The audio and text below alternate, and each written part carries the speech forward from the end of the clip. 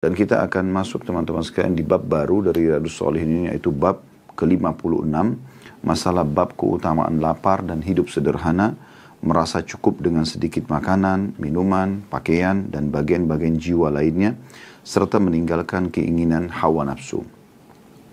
Sebelum jauh menjelaskan dalil-dalil yang tulis oleh Imam Nawawi rahimahullah, di sini bukan berarti dianjurkan seseorang muslim itu lapar. Bukan itu yang dimaksudkan.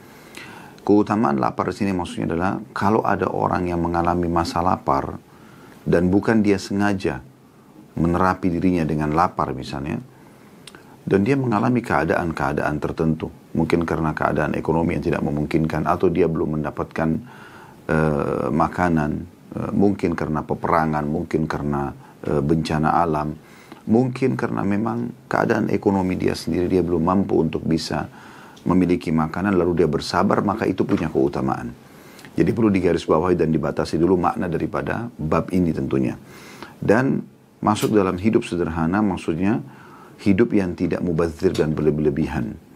Jadi jangan sampai juga difahami hidup sederhana ini seakan-akan seorang muslim tidak bisa hidup yang layak gitu ya. Yang penting jangan tabzir, jangan mubazir. Seorang muslim boleh menggunakan pakaian yang layak, memakan makanan yang layak, memiliki kendaraan dan rumah yang layak. Dan banyak sekali hadis-hadis Nabi SAW yang memberikan isyarat ya, tentang masalah itu. Namun, seorang muslim tidak menjadikannya sebagai sebuah target. Tidak menjadikannya seperti atau sebagai sebuah target. Ya. Seperti keadaan orang-orang non-muslim yang memang terus mengejar itu sebagai target utama mereka. Seorang muslim punya sifat qanaah, merasa cukup puas. Apa yang Allah telah berikan maka dia bersyukur, ya, kemudian dia menikmatinya, serta juga pada saat dia tidak mendapatkan maka dia bersabar. Ya, seorang muslim jauh dari sifat yang selalu ya mubazir berlebihan dalam masalah mengkonsumsi makanan, minuman, pakaian, atau berlebihan dalam memiliki tempat tinggal dan kendaraan sehingga hanya dia lalai terhadap kehidupan akhirat. Dan juga seorang muslim dia bersabar dari satu sisi kalau dia tidak memilikinya. Sambil dia ikhtiar, tapi dia tidak akan jadi beban buat dia.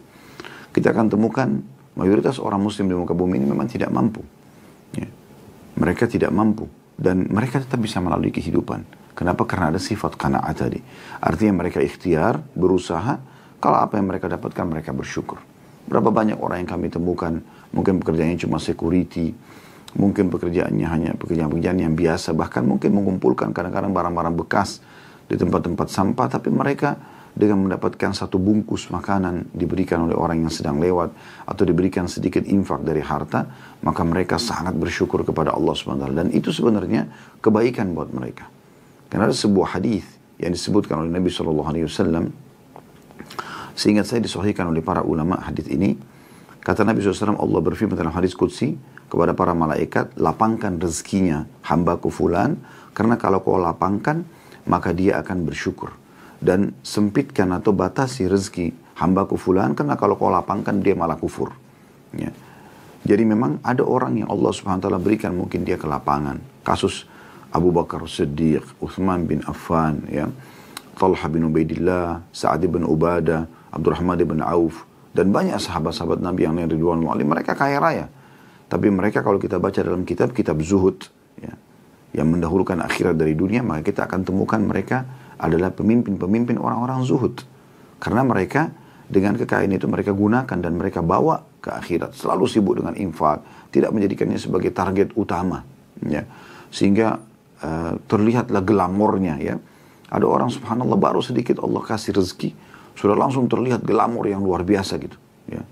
Padahal mungkin dia masih susah hidupnya, tapi dia sudah menampakkan kalau dia glamor, berlebihan dalam perhiasan, dalam pakaian, bahkan sudah mulai sombong. Nah, orang-orang seperti ini yang sedang ditegur dalam bab kita. Tapi kalau seseorang itu kaya raya, dan kita melihat orang ini sederhana, Anda bisa lihat bagaimana sederhana dalam arti kata dia pakai kendaraan yang bagus, dia pakai pakaian yang bagus, tapi terlihat orang ini bukan orang yang glamor berlebihan gitu kan, orang yang biasa saja, sampai orang tidak tahu kalau itu orang kaya. Nah, ini mungkin punya keutamaan tersendiri, artinya dia tidak menjadikan hartanya sebagai hal yang membuat dia sombong. Tapi ingat, bukan juga berarti pelit ya, karena banyak juga orang kaya sangat pelit. Dia bahkan tidak pernah menikmati dan tidak nampak sama sekali bekas nikmat Allah pada diri dia. Ini juga keliru. Jadi kita harus berada di tengah-tengah. Antara orang yang mubazir, berlebih-lebihan, atau glamor sampai membuat dia sombong, atau memang dia merasa tersakiti sekali pada saat memang cobaan sedang datang. Tidak bersabar. Kita berada di tengah-tengah. Ada saat nikmat ada kita syukuri. Tapi tidak membuat kita sombong, tidak membuat kita mubazir. Pada saat sedang tidak ada, kita menerima dan kita bersabar. Nah ini keadaan orang beriman yang dirangkumkan oleh Nabi SAW dalam sebuah hadis yang sahih yang Anda sudah tahu semuanya tentunya. Ajaban di amri mu'min, sungguh mengagumkan perkaranya orang mukmin. Wala yakunu dzalika illa lil mu'min. Itu tidak dimiliki kecuali oleh orang-orang beriman saja. Inna sabal sarra syakar. Kalau diberikan nikmat dia bersyukur. Bersyukur, selalu nikmat dia syukuri. Dia nikmati dan tidak membuat dia sombong. Tapi dia merasa ini nikmat yang harus dia syukuri. Dia berbagi dengan orang lain. Wa inna sabal dharra sabar.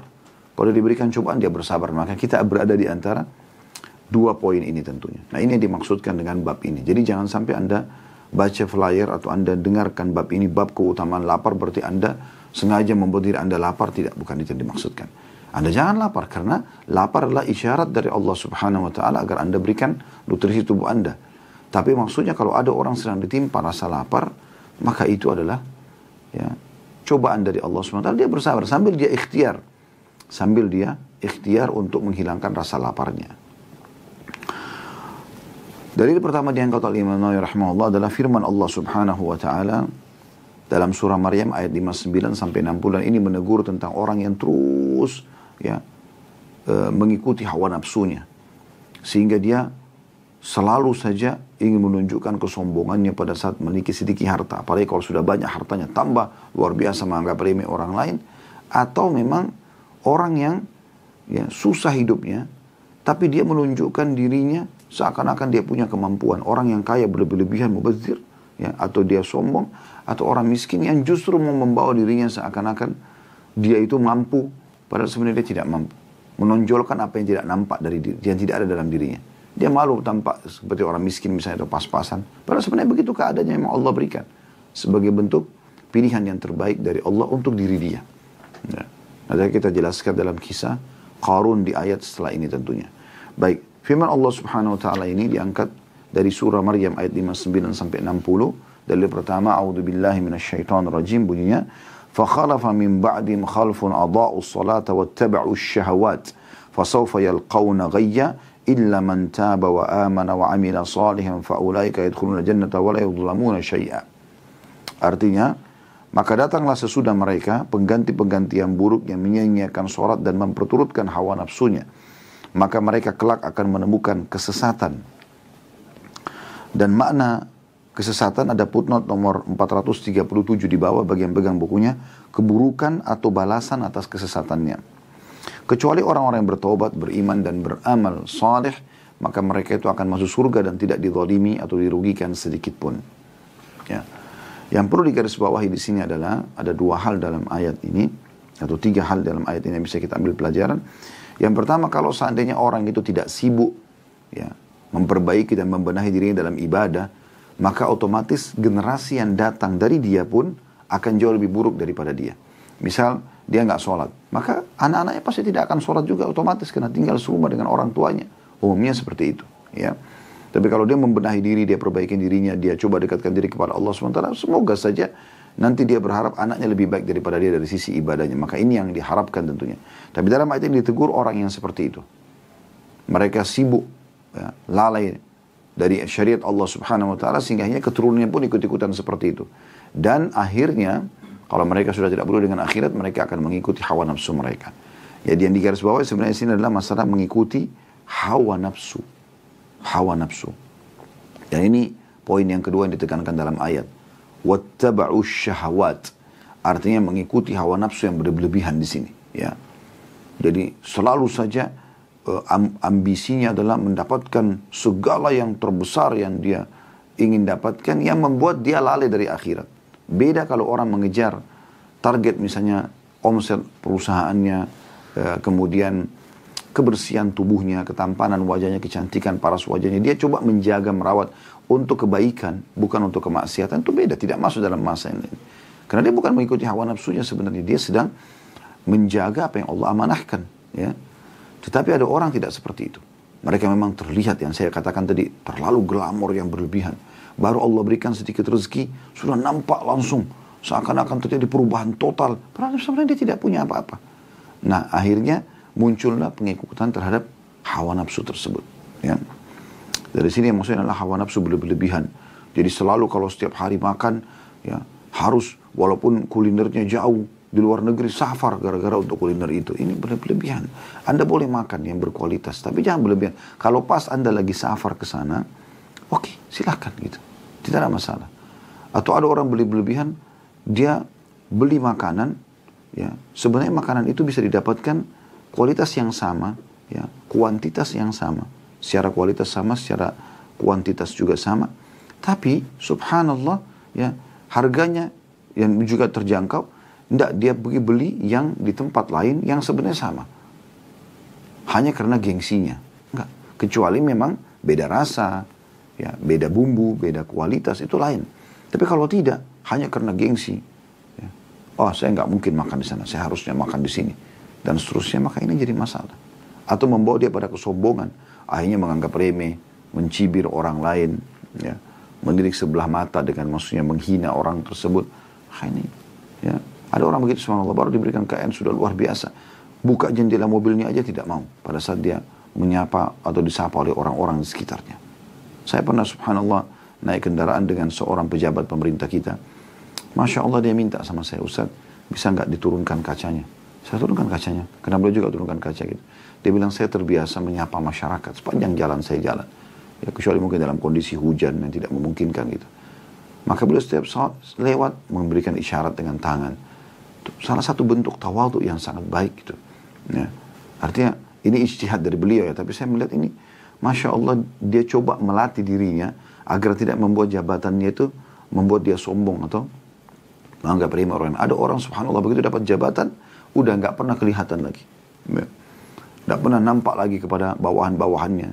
Bahkan ada sebagian orang non muslim, tapi saya dapat informasi begitu.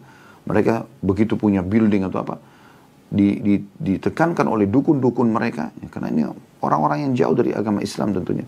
Dan mereka berkeyakinan waktu itu, atau diberikan isyarat oleh dukunnya, kalau kamu melihat pegawai ya terendah di kantormu, maka akan hilang semua hartamu. Maka dia tidak mau ketemu sama OB-nya, tidak mau ketemu sama security. Tutup semua kaca, dia langsung ada akses jalan sendiri dan segala macam. Ini akhirnya membuat berbeda sekali. Kita bisa lihat nanti banyak sekali dalil bagaimana baginda Nabi SAW, bagaimana para sahabat, mereka berbaur, mereka bertemu sama orang dan seterusnya. Kemudian penekanan yang ketiga ya, dari ayat ini adalah tentu orang-orang tadi yang meninggalkan sholat dan mengikuti hawa nafsu akan sesat di sini sebagaimana dijelaskan, maksudnya sesat dari jalan Allah Subhanahu wa taala. Pelajaran ketiga adalah kecuali orang yang taubat dan beramal saleh, maka mereka akan masuk ke dalam surga. Nah, ini closingnya luar biasa. Ini rahmat Allah Subhanahu wa taala. Jadi orang yang tinggalkan sholat, orang yang sibuk mengikuti hawa nafsu, kapan sampai kepada mereka peringatan seperti ini, lalu kemudian mereka mengontrol diri, mereka taubat dari tabzir atau berlebihan ya, dari mubadzir di masa lalunya, atau sombongnya dengan glamornya ya, atau pada saat sedang datang cobaan mereka tidak sabar, mereka ubah karena datang pada mereka peringatan, seperti hadis tadi, mengagumkan perkara orang mukmin kalau diberikan nikmat bersyukur, kalau diberikan cobaan dia bersabar. Maka ini dia taubat dari masa lalunya, kemudian dia perbaiki, maka dijamin bagi mereka surga ya. Baik, kita masuk kepada dalil yang kedua. Ini tentang Qarun ya. Dalam surah Al-Qasas ayat 79 sampai 80, saya bacakan dulu. A'udzu billahi minasyaitonir rajim. Fa kharaja 'ala qaumi fi zinatihi qala alladziina yuriduna al-hayata ad-dunya ya laita lana mithla ma utiya Qarun innahu lahu hazzin 'azim. Wa qala alladziina utul 'ilma wailakum thawabullahi khairun liman amana wa 'amila shalihan. Artinya, maka keluarlah Qarun kepada kaumnya dalam kemegahannya. Orang-orang yang menginginkan kehidupan dunia berkata, mudah-mudahan kita mempunyai harta kekayaan seperti apa yang telah diberikan kepada Qarun. Sesungguhnya dia benar-benar mempunyai keberuntungan yang besar. Tetapi orang-orang yang dianugerahi ilmu berkata, celakalah kalian.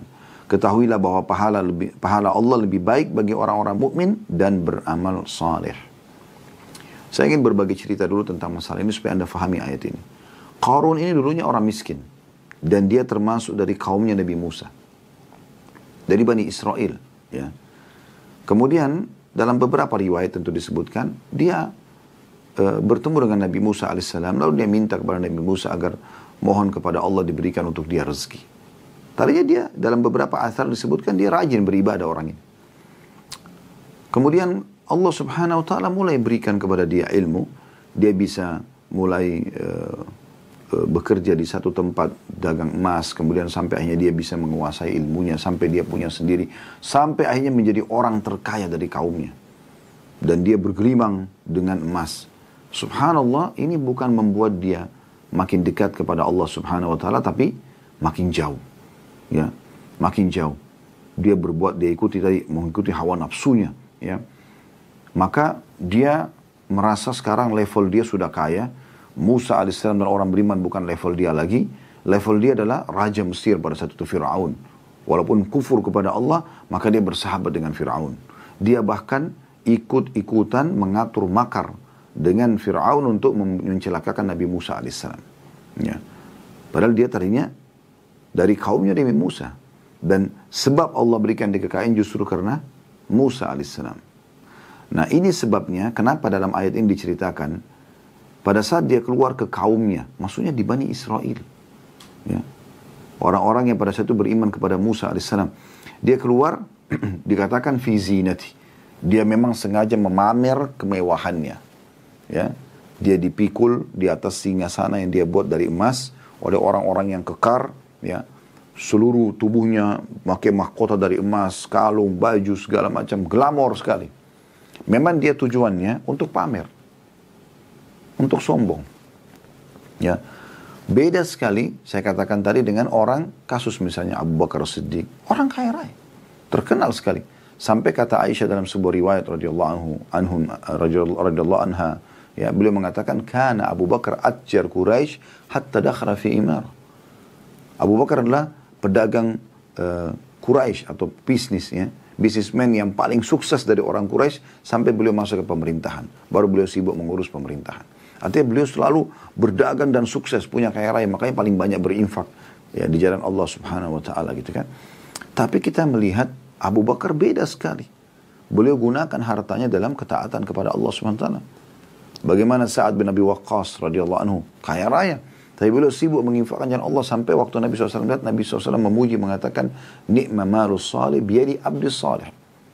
Sungguh bagus sekali kalau harta itu salih, halal di tangan seorang hamba yang salih. Karena mereka sibuk menginfakkan jalan Allah SWT. Jadi bukan untuk sombong. Dia tahu ini, dia nikmati, dia syukuri, kemudian dia berbagi pada orang lain.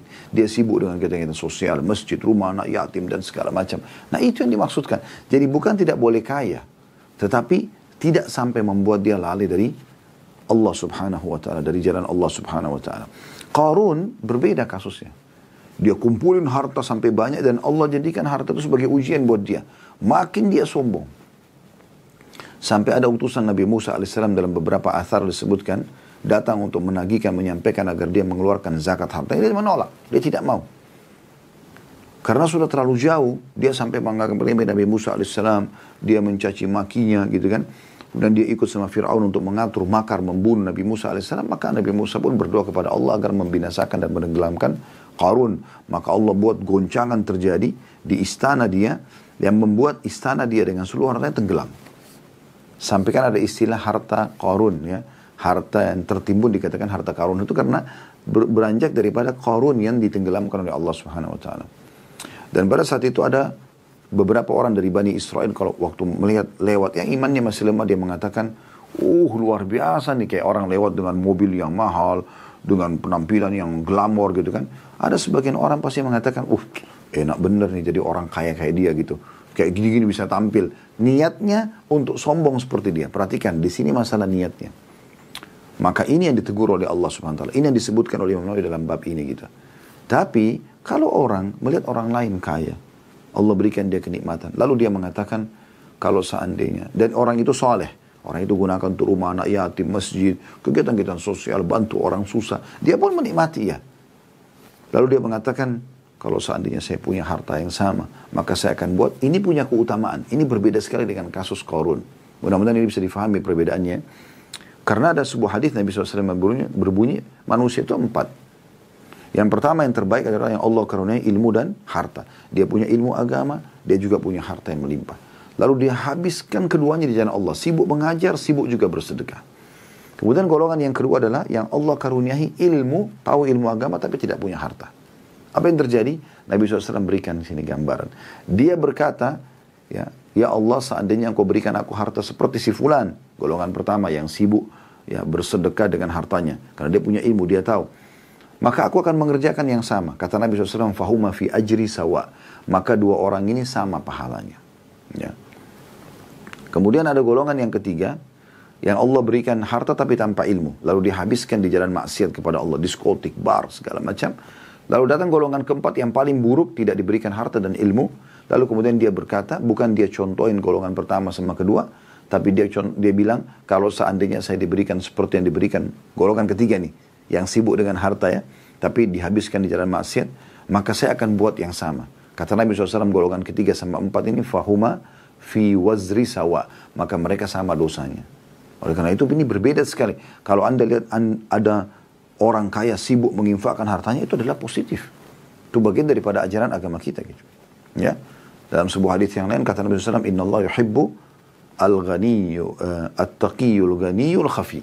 Allah sangat suka hambanya yang suka bertakwa, patuh kepada Allah, mengerjakan perintah, menikmati halal, meninggalkan larangan, kaya, ghani, dan juga khafi, suka merahasiakan amal solehnya. Ya. Itu punya keutamaan. Tapi Qarun berbeda sekali. Dia dengan hartanya malah dia sombong, malah dia pamer, malah dia jauh dari jalan Allah Subhanahu wa taala. Ya. Maka pada saat itu Allah binasakan dia, Allah tenggelamkan seluruh hartanya dengan dia juga gitu kan. Ada sebagian orang Bani Israel pada saat dia tampil mengatakan, oh coba kami diberikan seperti ini. Niatnya sama dengan Qarun, bukan niat orang kaya soleh yang berinfak, bukan. Kalau itu kan positif tadi ya. Maka berkatalah orang-orang yang diberikan ilmu di situ, wa qala alladziina utul ilma, yang mendapatkan ilmu dari Taurat dari Nabi Musa alaihissalam sudah faham. Ini urusan dunia saja gitu. Ya. Kalau ada nikmat maka digunakan dalam ketaatan, bukan seperti ini sombong-sombongan dan glamor gitu. Dan mereka mengingatkan orang-orang yang di sekitarnya yang juga miskin, yang berharap seperti punya harta seperti Qarun dan sombong seperti Qarun. Wailakum, kenapa kalian ini? Kok ngomongnya begitu? Thawabullahi khairun liman amana wa amila salihah. Ketahuilah balasan di sisi Allah lebih baik bagi orang yang beriman dan beramal saleh. Ya.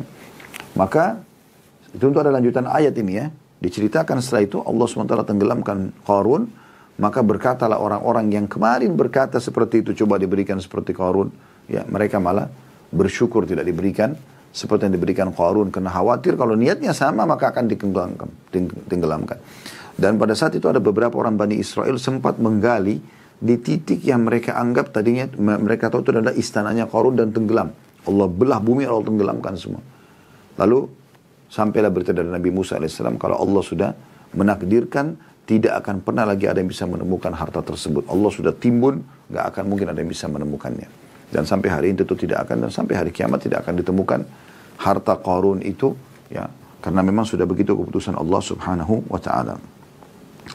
Kemudian beliau mengangkat dalil yang ketiga, surah At-Takatsur ayat 8, ya. A'udzu billahi minasyaitonir rajim, tsumma latus'alunna yawma idzin 'anil na'im.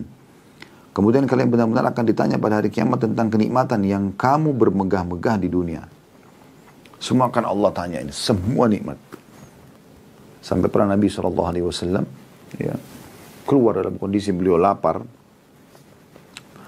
Kemudian beliau bertemu dengan Abu Bakar. Abu Bakar keluar, lalu Nabi SAW tanya, kenapa kau keluar? Dia bilang, lapar ya Rasulullah. Kata Nabi SAW, aku keluar juga karena itu. Mereka berdua jalan, ya.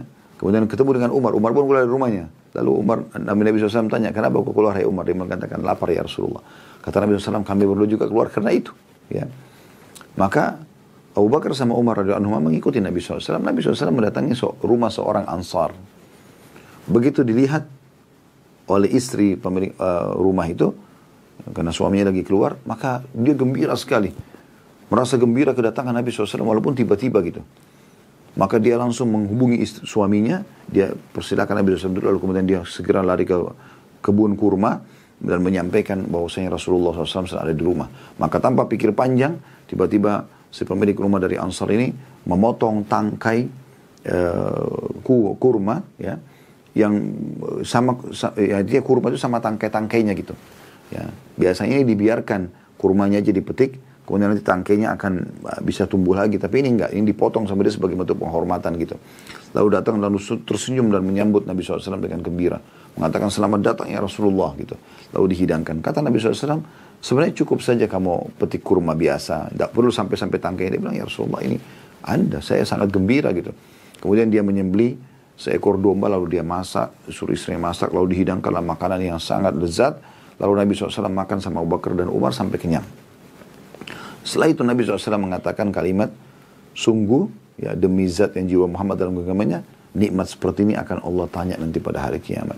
Oleh karena itu teman-teman, kalau Allah berikan Anda makanan yang nikmat, minuman nikmat, jangan mubazir. Jangan mubazir, ya. Ambil secukupnya, walaupun Anda mampu. Ambil secukupnya, ambil nasi secukupnya, lauk secukupnya, makan secukupnya. Baca bismillah, tangan kanan, syukuri nikmat itu. Dan ada lebih, ya, dibagikan kepada orang lain. Dibagikan orang. Jangan berikan kepada orang pada saat sudah menjelang atau mendekat basi misalnya. Tidak. Berikan kepada orang memang karena Anda ingin bersedekah. Maka di situ akan maksimal pahala yang Anda akan terima tentunya. Ya. Jadi ini semua akan ditanya oleh Allah SWT. Dalam beberapa riwayat lain, air dingin pun akan ditanyakan oleh Allah Subhanahu wa Ta'ala. Oleh karena itu kita hati-hati. Dari mana sumber kita dapatkan, gitu kan? Dan juga pada saat kita konsumsi, ya kita jalankanlah hak Allah, perintah Allah SWT, membaca bismillah, ya, makan secukupnya gitu kan. Kalau ada lebih berbagi pada orang, tidak mubazir. Ya, saya melihat kadang-kadang ada orang yang Allah limpahkan rezeki pada mereka, mubazirnya luar biasa gitu. Makanan-makanan masih bagus dibuang semuanya, gitu kan. Nah ini teman-teman yang punya restoran, hati-hati. Saya sudah instruksikan kami di restoran kami di Ajwad, makanan-makanan itu disimpan semua, ya, yang sisa itu. Nanti kita akan bungkus dengan rapi, ya, dan kita bisa berikan kepada orang-orang. Tentu yang belum rusak, gitu kan. Ya. Ini jangan mubazir.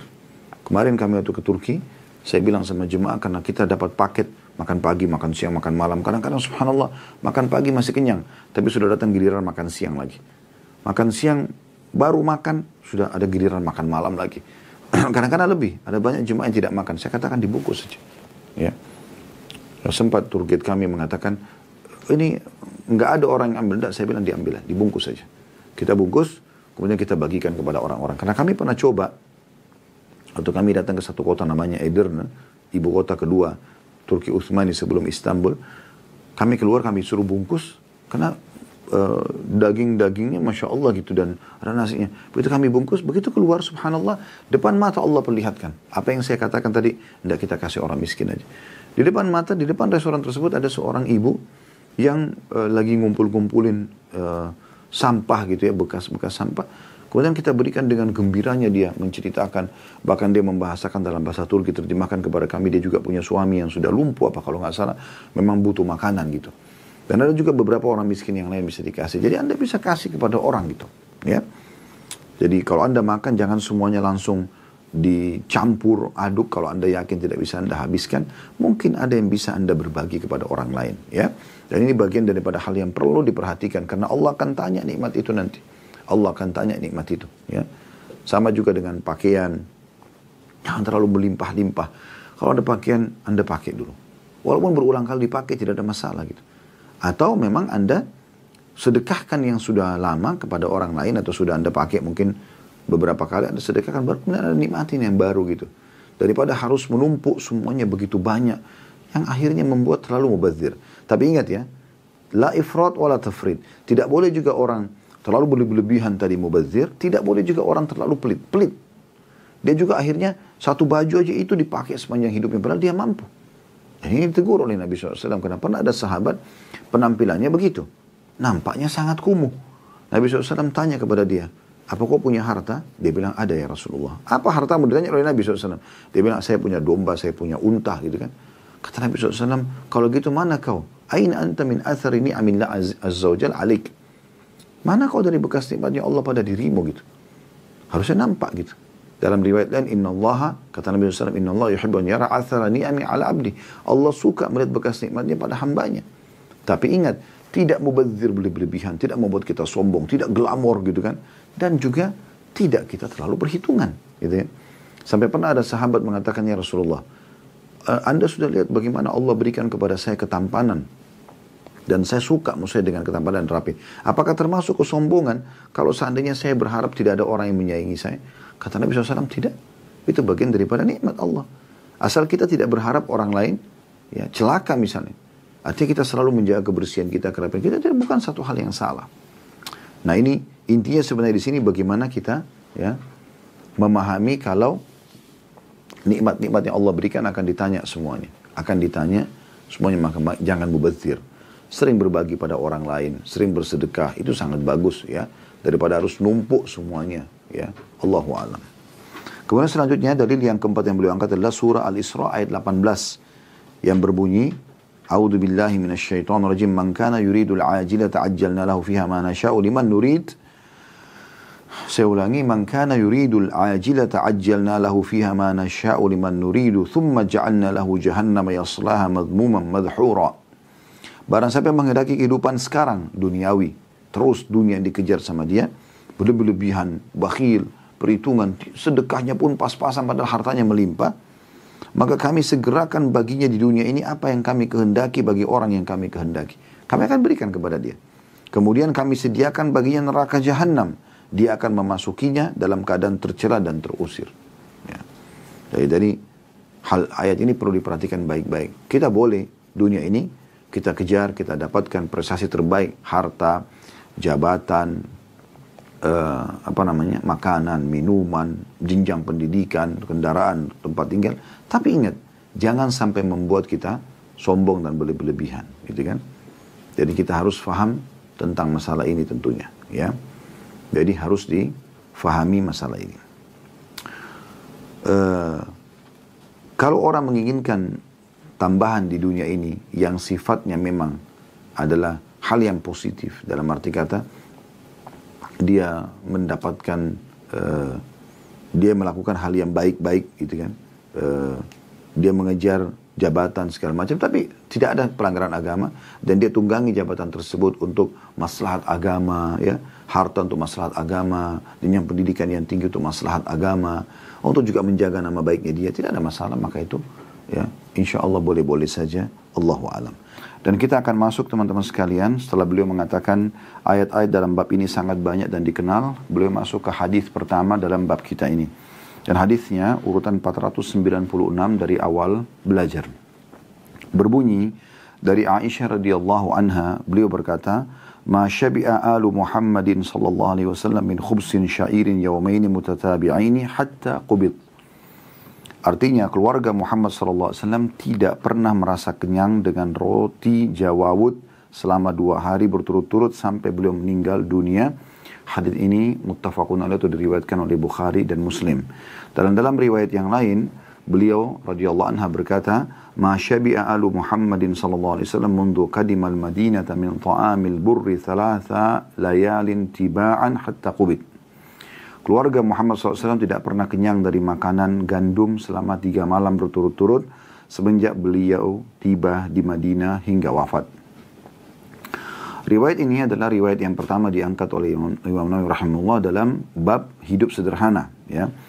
Kita coba masuk dulu dalam global makna daripada kedua buah riwayat ini.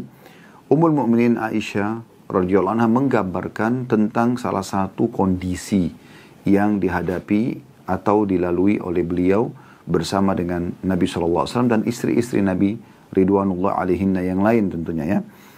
Yaitu beliau mengatakan dalam riwayat pertama, keluarga Muhammad SAW, istri-istri beliau, karena Aisyah menceritakan istri-istri beliau, tentu juga dengan anak-anak beliau, tapi di sini yang lebih khusus adalah beliau SAW dengan para istrinya yang serumah gitu kan. Tidak pernah merasa kenyang dengan roti jawawut selama 2 hari berturut-turut sampai beliau meninggal dunia. Riwayat yang kedua adalah keluarga Muhammad SAW tidak pernah kenyang dari makanan gandum selama 3 malam berturut-turut semenjak beliau tiba di kota Madinah hingga wafat. Maknanya adalah Nabi SAW ya, membiasakan diri dan juga keluarganya agar hidup sederhana. Hidup sederhana.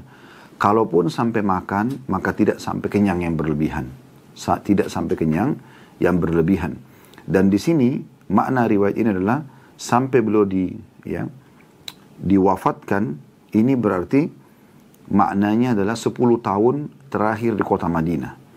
Dan di saat itu justru puncak-puncak kekayaan kaum muslimin. Maksudnya keadaan muslimin sudah berbeda dengan kondisi di Mekah. Nabi SAW sudah memiliki harta, memiliki perkebunan, ya, memiliki rumah sendiri SAW, dan masing-masing istri juga punya bilik-bilik masing-masing atau rumah masing-masing, ya. Tapi di situ Nabi SAW melatih diri beliau dan keluarga beliau agar kalau makan tidak sampai kenyang. Di sini maksudnya berlebih-lebihan, ya. Bukan tidak boleh makan sampai kenyang, karena makan orang sampai merasa cukup atau kenyang bisa gitu kan. Tetapi ada orang yang berlebihan. Walaupun sudah perutnya kembung, tetap saja dia paksakan makan gitu, ya. Dan sibuk dari makan ke makan yang lain.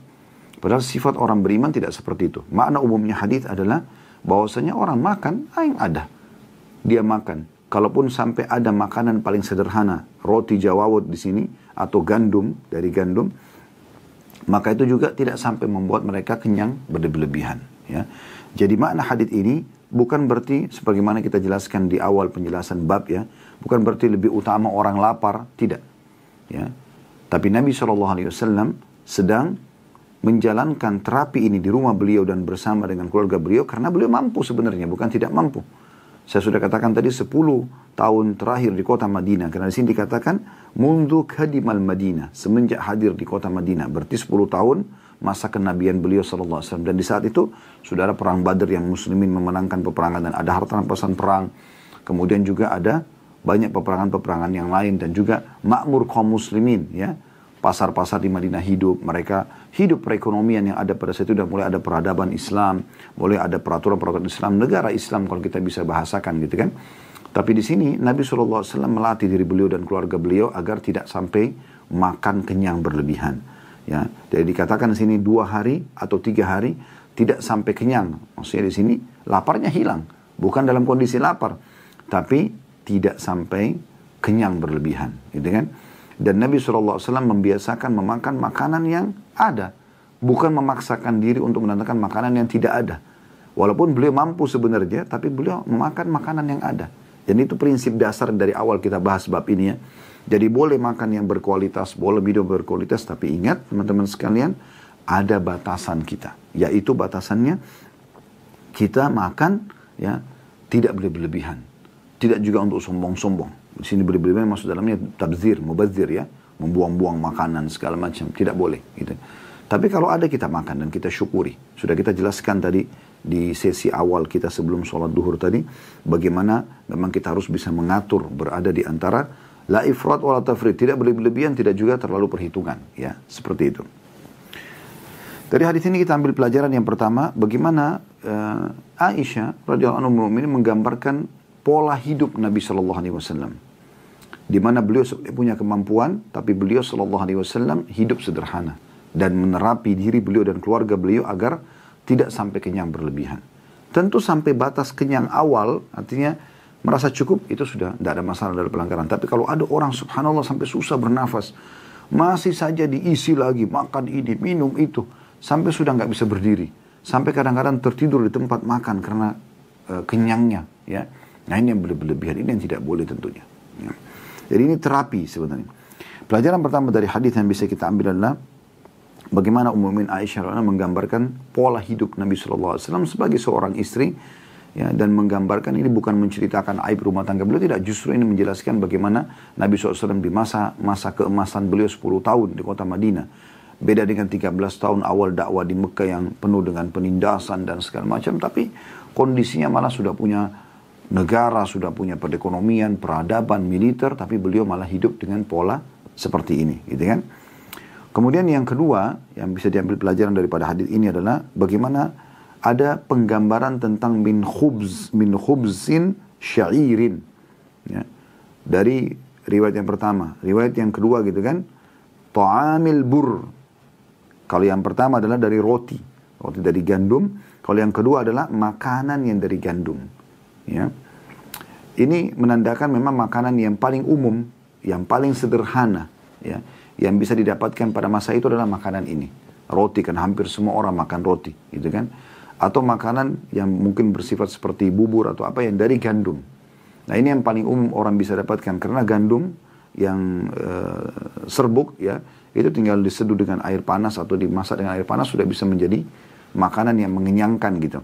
Dan ini sebenarnya menggambarkan tentang makanan yang sederhana pun tidak sampai membuat kami kenyang ya, berlebihan yang akhirnya membuat lalai dari ibadah kepada Allah SWT. Anda tahu bagaimana orang kalau kenyang sekali lalu tidur, mungkin Anda akan kelewatan sholat malamnya ataupun kelewatan sholat subuhnya, karena termasuk salah satu faktor adalah makan yang sangat berlebihan ya. Dan ini yang bisa diambil daripada hadis. Pelajaran yang ketiga adalah diambil dari potongan hatta qubit, sampai Nabi SAW wafat. Ini menandakan berarti pola yang beliau terapkan dalam rumah tangga beliau. Sampai beliau wafat, seperti itu keadaannya. Tidak sampai kenyang yang berlebihan. Hadis yang kedua dari bab kita ini, dan urutan 497 dari awal belajar, bermula dari Urwah bin Zubair. Ini ponakan Aisyah radhiyallahu anha.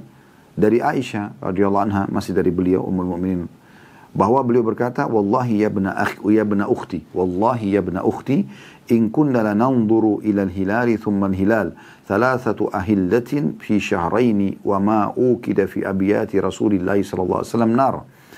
Qultu ya khala fama kana yu'ishukum? qalat al-aswadani at-tamru wal ma'u illa annahu qad kana li Rasulillah sallallahu alaihi wasallam jiranu min al-ansar wa kanat lahum manaihu wa kanu yursiluna ila Rasulillah sallallahu alaihi wasallam min albaniha fayaskina. Demi Allah wahai ponakanku, kami pernah melihat hilal awal bulan, kemudian hilal awal bulan lagi, 3 kali hilal dalam 2 bulan, sementara di rumah Rasulullah SAW tidak ada api yang dinyalakan. Saya bertanya, wahai bibi, kalau begitu makanan apa yang menghidupi kalian? Dia menjawab, 2 yang hitam, yaitu kurma dan air. Hanya saja Rasulullah SAW memiliki tetangga-tetangga dari kaum Ansar, mereka memiliki manihah. Ya. Manaih di sini jamaknya, manihah atau manaih itu artinya adalah kambing, ada putut nomor 438, kambing atau unta yang dipinjamkan oleh pemiliknya kepada orang lain agar diminum susunya kemudian dikembalikan lagi kepada pemiliknya. Jadi ada dulu orang-orang sengaja beli kambing, beli unta yang betina yang punya susu banyak, lalu dia berikan kepada keluarga-keluarga tertentu yang dia ingin supaya mereka mengkonsumsi susunya, memerah sendiri, lalu kemudian dikembalikan lagi kepada mereka kambing atau unta tersebut. Itu disilakan dengan manaih atau maniha. Mereka, orang-orang yang punya maniha itu, yang dipinjamkan unta sama kambing yang punya susu, mengirimkan air susunya kepada Rasulullah SAW, lalu beliau memberi minum kepada kami. Hadis ini riwayat Bukhari dan Muslim. Hadis ini mirip dengan hadis sebelumnya, bagaimana Ummul Mukminin Aisyah radhiyallahu anha menggambarkan tentang salah satu keadaan yang mereka atau beliau pernah lewati bersama Nabi SAW. Beliau menggambarkan kepada Urwah bin Zubair adalah ponakan beliau. Diambil dari potongan, ya wallahi ya bna ukhti, wahai anak saudari perempuanku. Kenapa dia katakan ini? Karena Urwah, ya, anak Zubair bin Awam, salah satu yang dijamin masuk surga. Zubair bin Awam adalah sahabat Nabi dijamin masuk surga, menikah dengan ya, saudari Aisyah. Ya. Dan ini Asma binti Abi Bakar ya, radhiyallahu anha, radhiyallahu anhu ajma'in, itu ibu daripada Urwah. Makanya dia mengatakan, demi Allah wahai anak saudariku untuk ponakanku. Karena memang ibunya Urwah adalah saudari Aisyah radhiyallahu anhum ajma'in. Dan ini pelajaran pertama bisa diambil adalah bagaimana Urwah adalah ponakan Aisyah dan Aisyah menceritakan kepadanya tentang kondisi rumah. Kemudian pelajaran yang kedua, bagaimana Aisyah menggambarkan salah satu kondisi. Beliau mengatakan, pernah kami lihat hilal. Hilal itu maksudnya awal bulan. Kemudian tiba hilal bulan depannya. Kemudian tiba hilal sampai 3 hilal. Ya. Artinya 3 kali melihat bulan. Ya. Dalam 2 bulan. Ya. Maksudnya di sini adalah bulan pertama, bulan kedua. Pas masuk bulan ketiga, hilal yang ketiga. Itu dalam 2 bulan ini berturut-turut. Fi syahra ini. Tidak ada satu rumah Nabi pun yang ada api dinyalakan. Maksudnya tidak masak gitu ya. Tidak masak. Nah ini menggambarkan teman-teman sekalian, bukan keadaan Nabi SAW kondisinya miskin, susah, Bukan itu dimaksud di sini. Tapi bisa kita ambil makna positifnya, yaitu bagaimana Nabi SAW menerapi keluarganya memakan apa yang ada. Ya, tidak berlebihan. Yang ada pada saat itu dijelaskan oleh Aisyah sini, waktu ditanya oleh ponakannya, fama yu'ishukum, apa yang membuat kalian bisa hidup? Beliau mengatakan aswadan. Ya. Maksudnya dua makanan, ya, yaitu kurma dan air. Nah ini teman-teman sekalian, di masa era kita sekarang ada penelitian yang luar biasa itu bagaimana air itu memang sangat sehat dan dibutuhkan oleh manusia, dan juga kurma. Kurma ini banyak sekali hadis Nabi SAW yang menjelaskan tentang kurma itu makanan yang mengenyangkan. Ya, air juga bisa posisi itu kalau dia air zam-zam ya. Karena dikatakan juga dalam hadis air itu, ya, air zam-zam itu makanan dan minuman sekaligus. Sampai pernah ada sahabat ya, Abi Dzar Al-Ghifari tinggal di Mekah waktu pertama mencari informasi tentang kenabian Nabi Muhammad SAW, sampai kalau tidak salah 40 hari, 31 bulan atau 40 hari, beliau hanya mengkonsumsi air zam-zam saja, gitu kan. Dan beliau hidup. Ya. Jadi memang air sama kurma ini dua hal yang sangat sehat, gitu kan. Bisa orang kalau ingin menerapi kesehatannya segala macam menggunakan terapi ini. Ya, walaupun secara zahir hadis Aisyah ini menunjukkan kalau pernah di rumah kami tidak masak sama sekali. Ya, bisa difahami juga bahwasanya memang pada saat itu tidak ada makanan. Yang ada cuma air sama kurma dan kami minum itu terus. Tapi kalau kita ingin melihat makna positifnya, yang lebih positif daripada itu adalah bagaimana Nabi SAW mengajarkan keluarganya agar makan yang ada. Yang paling mudah dijangkau adalah air dan kurma. Ya. Dan adanya pembatasan dikatakan fi syahraini, dalam 2 bulan, artinya bukan terus-menerus seperti itu. Tetapi ya, di bulan ketiga, bulan keempatnya ada makanan. Terbukti Nabi SAW pernah disajikan oleh orang-orang Ansar yang makan tadi, disembelikan seekor kambing ya. Pada saat makan bersama Abu Bakar sama Umar radhiyallahu anhuma, yang sudah kami jelaskan tadi di sesi awal pengajian kita ini. Jadi pelajaran kedua dari hadis adalah bagaimana ya, manfaat daripada kurma dan air ini sangat besar dalam kehidupan kita, Dan kita tahu apalagi kalau kurma ajwa yang kalau dikonsumsi 7 butir dalam sehari, maka akan memenuhi menyelamatkan kita dari sihir dan racun, gitu kan.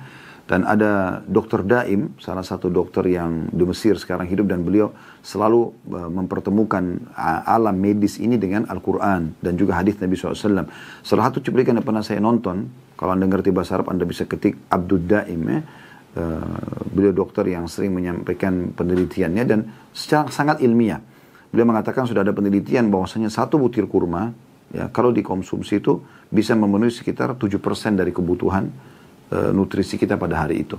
Artinya kalau kita konsumsi 7 butir ya, dalam sehari itu berarti sekitar 49% sebenarnya sudah terpenuhi, atau hampir 50% terpenuhi kebutuhan kita. Tinggal kita isi dengan sedikit yang lainnya. Berarti menandakan kurma itu sangat luar biasa dari sisi manfaatnya ya. Ini kalau saya tidak salah begitu penyampainya beliau yang sampaikan ya. Yang jelas teman-teman sekalian, ini penyampaian tentang masalah manfaat daripada kurma dan juga air putih ya, karena itulah yang dipakai hidup oleh Nabi SAW. Selain memang ini yang paling mudah dijangkau pada saat itu, air putih memang semua orang bisa dapatkan, dan juga kurma itu melimpah sekali di kota Madinah. Jadi saking banyaknya kurma sampai-sampai ya satu-satunya mungkin pada saat itu di Jazirah Arab yang memberikan unta mereka pun makan kurma itu adalah masyarakat Madinah. Kalau Anda ikutin bagaimana Abu Sufyan sampai mengetahui pada saat pasukan muslimin sudah tiba di wilayah Badr, itu karena mereka melihat ada kotoran unta yang di dalamnya ada biji-biji kurma. Akhirnya di situ dia tahu, dia mengatakan dalam buku-buku sejarah, tidak ada yang memberikan tidak ada yang memberikan unta mereka makan kurma, karena kurma itu dianggap di kota-kota lain yang jarang memiliki pohon kurma, ataupun ada memiliki tapi tidak banyak hasilnya seperti kota Madinah, mereka tidak memberikan kepada hewan-hewan mereka. Mereka makan untuk manusia gitu. Tapi di masyarakat Madinah memberikan sampai ke unta-unta mereka. Akhirnya Abu Sufyan mengetahui kalau ini adalah kotoran untanya muslimin yang dari Madinah, karena ada biji kurma di situ. Jadi seperti itu keadaannya, kondisi Madinah pada saat itu kurma sangat mudah untuk dijangkau ya. Kemudian pelajaran yang ketiga, bagaimana ya keutamaan sahabat Ansar yang memang selalu sibuk untuk memberikan kepada Nabi SAW dan para muhajirin makanan dan minuman. Ini tradisi mereka. Allah sudah sebutkan dalam surah Al-Hasyr itu ya. Wa yu'thiruna ala anfusihim walau kana bihim khasasa. Mereka suka dengan orang hijrah kepada mereka di Madinah, dan juga mereka selalu mendahulukan orang-orang yang datang, pendatang itu, walaupun mereka sebenarnya butuh. Ya, sampai ada di antara orang-orang Ansar yang menghibahkan rumahnya dekat rumah Nabi, dekat masjid Nabi SAW, dan mereka pindah di pinggiran kota Madinah. Ada yang tidak ada satu rumah pun kecuali ada muhajir. Mereka berusaha memperebutkan muhajir tersebut. Muhajirin maksudnya orang hijrah dari Mekah ya, agar mereka mendapatkan keberkahan, memberikan makan dan minum gitu kan. Sampai ada muhajir kalau sudah mampu mereka mau keluar dari dari rumah orang-orang Ansar.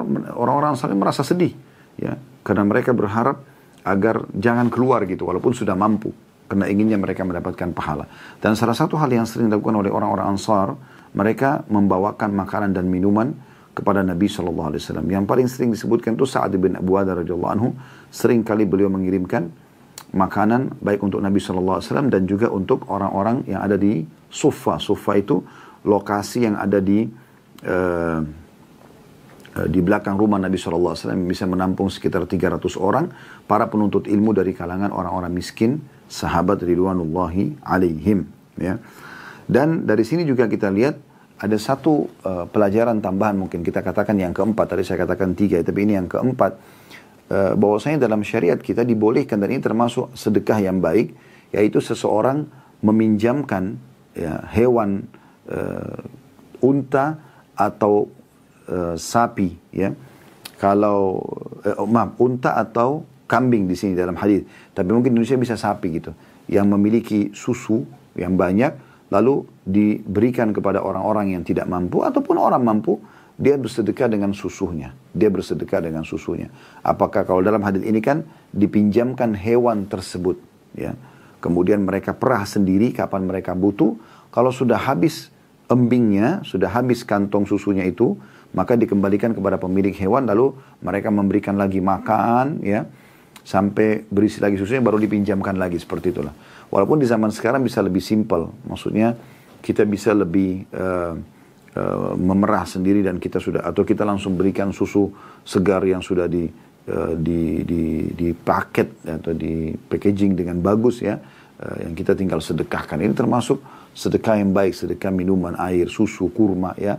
Ini yang dicontohkan dalam hadis ini gitu. Itu yang dikeluarkan oleh orang-orang Ansar yang diberikan kepada Nabi SAW. Dan subhanallah, saya pada saat baca riwayat ini, saya sempat terenyuh dan mengatakan betapa mulianya sahabat Ansar ini, ya, sampai dia bisa diberikan kesempatan oleh Allah Subhanahu wa taala untuk memasukkan susu ke dalam perut Nabi SAW dan para ummahatil mukminin.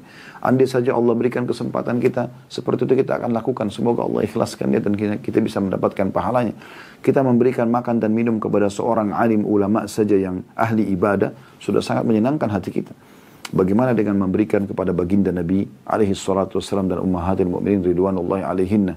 Ini Allahu Akbar, ya, sebuah karunia yang besar Allah SWT kepada orang-orang ini yang sudah Allah pilih. Tapi kita bisa meraih pahala yang sama dengan niat kita. Karena innamal a'malu binniyat, semua sesuai dengan niatnya. Dan kata Nabi SAW, tadi sudah kita jelaskan hadisnya, kalau ada orang yang melakukan kebaikan-kebaikan dengan ilmu dan hartanya, lalu diikuti dengan orang ya yang ya niatnya kalau diberikan kesempatan akan melakukan hal sama, maka dia akan dapat pahala yang sama. Maka semoga saja insya Allah kita bisa ya mendapatkan karunia tersebut ya. Baik, hadis nomor 498 dalam bab ini berbunyi dari Abu Sa'id Al-Makburi dari Abu Hurairah radhiyallahu anhu annahu marra biqaumin baina aydihim syatun masliyatun fada'awhu fa'aba an ya'kul wa qala kharaja Rasulullah sallallahu alaihi wasallam min ad-dunya wa lam yashba' min khubzis syair. Hadis ini riwayatkan Imam Bukhari, bahwa Abu Hurairah melintasi sekelompok orang yang sedang memanggang kambing guling. Maka mereka mengundangnya, tetapi dia tidak mau makan, dan dia berkata, Rasulullah SAW meninggalkan dunia ini dan beliau belum pernah kenyang dari roti gandum. Hadis ini diriwayatkan oleh Bukhari. Hadis ini teman-teman memberikan gambaran kepada kita bagaimana sikap seorang sahabat Abu Hurairah radhiyallahu anhu, bukan karena menolak undangan, karena menolak menjawab undangan bagian daripada kewajiban, gitu kan? Karena kata Nabi SAW, salah satu hak seorang muslim terhadap muslim yang lain, kalau diundang dia menjawabnya. Tapi di sini kita ambil poin positifnya. Maksudnya, pahamilah dengan cara positif. Bahwasanya Abu Hurairah radhiyallahu anhu, beliau bukan mustahil pada saat itu dalam kondisi kenyang, dan beliau bukan menolak undangan, hanya saja beliau ingin menitipkan pesan. Karena orang-orang ini terlihat lagi makan enak, gitu kan.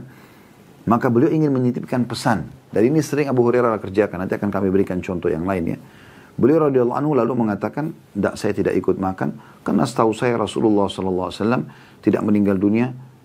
Sampai meninggal dunia tidak pernah sampai kenyang. Ya, memakan roti gandum. Dan sudah kita jelaskan tadi ya. Artinya tidak sampai kenyang yang membuat tidak bisa lagi beribadah segala macam. Tapi kalau makan sampai merasa cukup. Artinya juga makna kenyang yang awal gitu ya.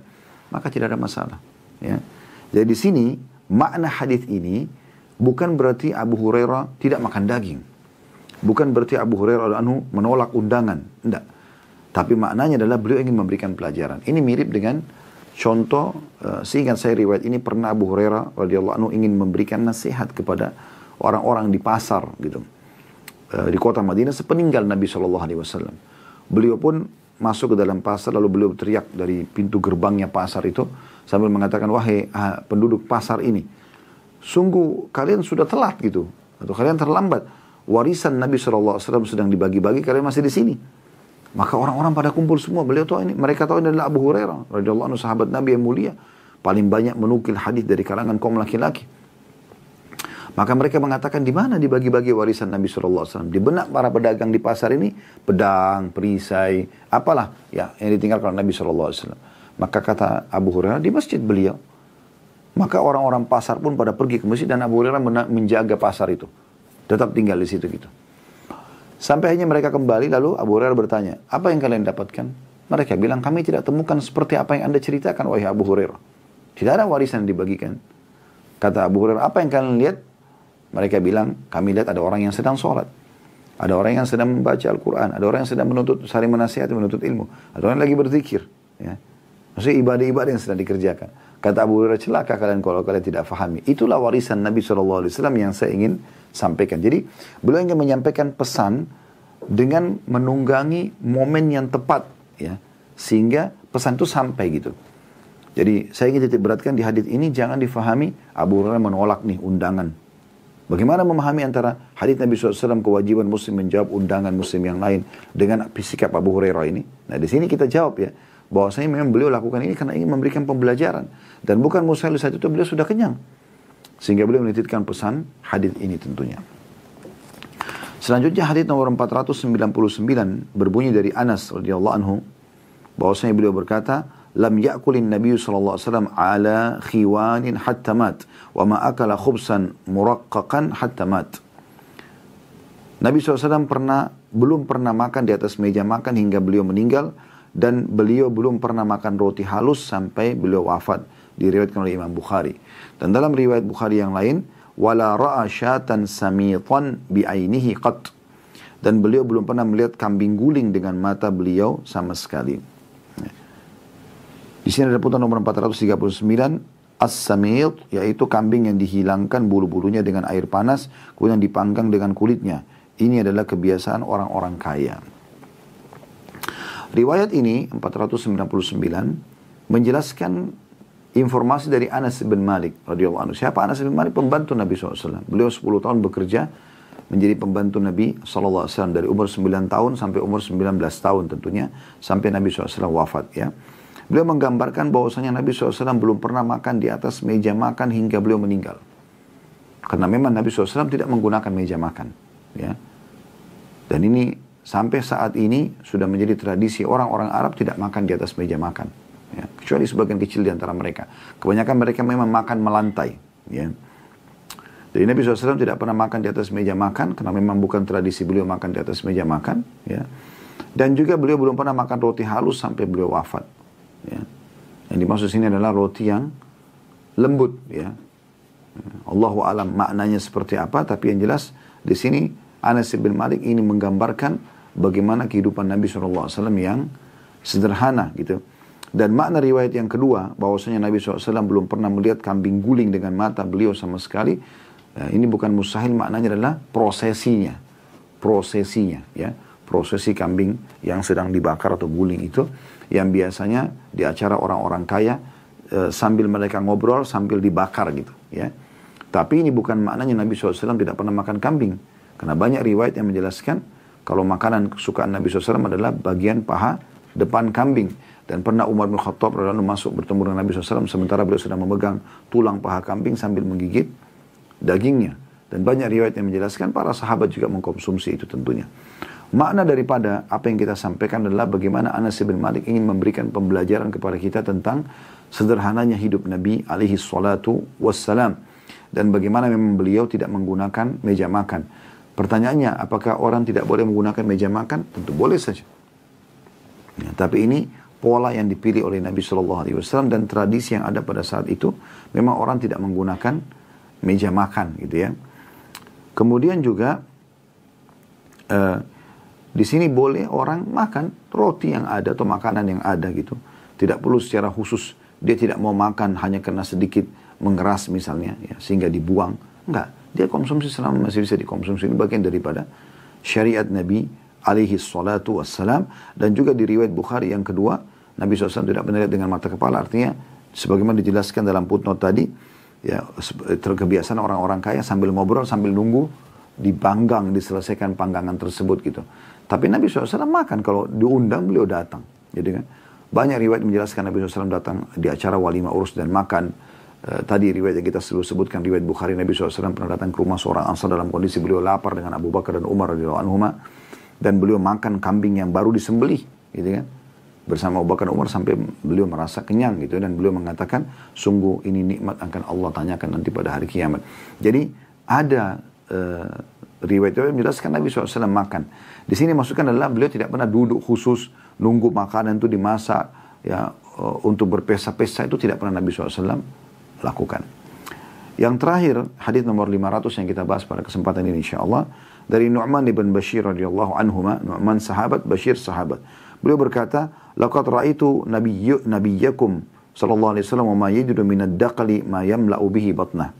Sungguh saya telah melihat Nabi kalian sallallahu alaihi wasallam, beliau tidak mendapatkan kurma yang paling jelek sekalipun guna mengisi perutnya, diriwayatkan oleh Imam Muslim. Dan ad-daqal artinya adalah kurma yang kualitasnya jelek, ya.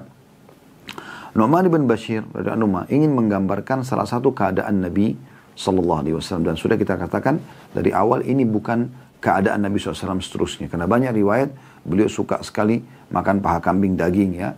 Beliau juga suka tharid, ya, roti yang dipakaikan kuah dengan ada potongan dagingnya. Nabi SAW juga suka yang manis-manis, ya. Beliau pernah atau sering kali makan kurma sama semangka sambil mengatakan dinginnya ini tunjuk semangka diimbangi dengan panasnya ini tunjuklah kurma, dan panasnya ini kurma diimbangi dengan dinginnya semangka ini. Jadi Nabi SAW memiliki variasi makanan, tapi Nu'man bin Bashir ingin menggambarkan salah satu keadaan baginda Nabi SAW yang menunjukkan tentang bagaimana pembelajaran agar seseorang muslim itu menerima keadaannya di saat ada dia bersyukur dan tidak boleh berlebihan, ya. Dan pada saat tidak ada maka dia bersabar dan menikmati apa yang ada, karena dunia ini sebentar dan